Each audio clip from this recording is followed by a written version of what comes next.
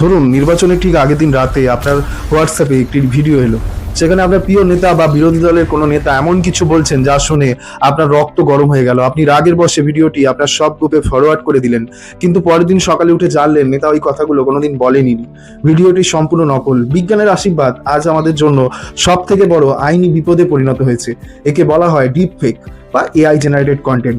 আজকের ভিডিওতে আমরা একজন আইনজীবী দৃষ্টিকোণ থেকে আলোচনা করব ডিপফেক কি, এটি কিভাবে আমাদের নির্বাচন এবং সমাজকে ম্যানিপুলেট করে, এবং সবচেয়ে গুরুত্বপূর্ণ এই ধরনের ফেক ভিডিও তৈরি করলে বা না জেনে হোয়াটসঅ্যাপে ছড়ালে আইন অনুযায়ী বিএনএস এবং আইটি অ্যাক্ট 2000 অনুযায়ী আপনার কি শাস্তি হতে পারে। অনেকেই ভাবেন ফেক ছবি মানেই তো ফটোশপ, এতে আর নতুন কি, কিন্তু ডিপ ফেক শুধু ফটোশপ নয়, আর্টিফিশিয়াল ইন্টেলিজেন্স বা এআই ব্যবহার করে এখন যে কারো মুখ অন্য কারো শরীরে বসিয়ে দেওয়া যায়, এমনকি গলার আওয়াজ বা ভয়েস কোন থেকে হুবহু নকল করা যায়। ভিডিওতে ঠোঁট নাড়ানোর সাথে কথাও এমনভাবে মিলে যায় যে খালি চোখে তা ধরা পায় অসম্ভব। নির্বাচনের সময় এই প্রযুক্তি ব্যবহার করে ভুয়ো প্রতিশ্রুতি দেওয়া, ধর্মীয় উস্কানি ছড়ানো বা প্রার্থীর সম্মান নষ্ট করার চেষ্টা এখন বড় একটা হাতিয়ার হয়ে দাঁড়িয়েছে। অনেকেই ভাবেন ফেক ছবি মানেই তো ফটোশপ, এতে আর নতুন কি, কিন্তু ডিপ ফেক শুধু ফটোশপ নয়, আর্টিফিশিয়াল ইন্টেলিজেন্স বা এআই ব্যবহার করে এখন যে কারো মুখ থেকে অন্য কারো শরীর বসিয়ে দেওয়া যায়, এমনকি গলার আওয়াজ বা ভয়েস কোন করে হুবহু নকল করা যায়। ভিডিওতে ঠোঁট নাড়ানোর সাথে কথা বলাও এমনভাবে মিলে যায় যে খালি চোখে তা ধরা পায় অসম্ভব। নির্বাচনের সময় এই প্রযুক্তি ব্যবহার করে ভুয়ো প্রতিশ্রুতি দেওয়া, ধর্মীয় উস্কানি ছড়ানো বা কোনো প্রার্থীর সম্মান নষ্ট করার চেষ্টা এখন একটা বড় হাতিয়ার হয়ে দাঁড়িয়েছে।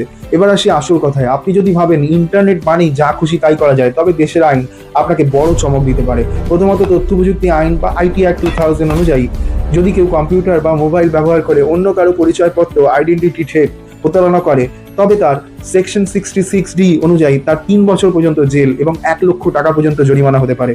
দ্বিতীয়ত আমাদের নতুন ফৌজদারি আইন, ভারতীয় ন্যায় সংহিতা বা বিএনএস, যদি কোনো ডিপফেক ভিডিওর মাধ্যমে সমাজে দাঙ্গা বা দুই গোষ্ঠীর মধ্যে শত্রুতা তৈরি করার চেষ্টা করা হয়, তবে বিএনএস এর প্রাসঙ্গিক ধারা অনুযায়ী কঠোর শাস্তি হতে পারে।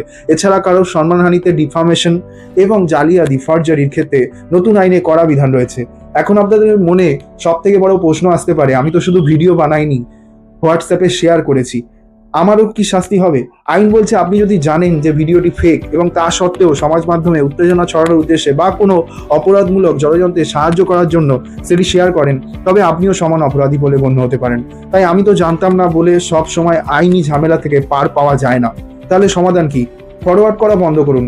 যে কোনো চমকপ্রদ ভিডিও এলেই শেয়ার করার আগে দুবার ভাবুন। খবর যাচাই করুন। মেন স্ট্রিম নিউজ বা ফ্যাক্ট চেকিং ওয়েবসাইটগুলোতে গিয়ে চেক করুন খবরটি সত্য কিনা।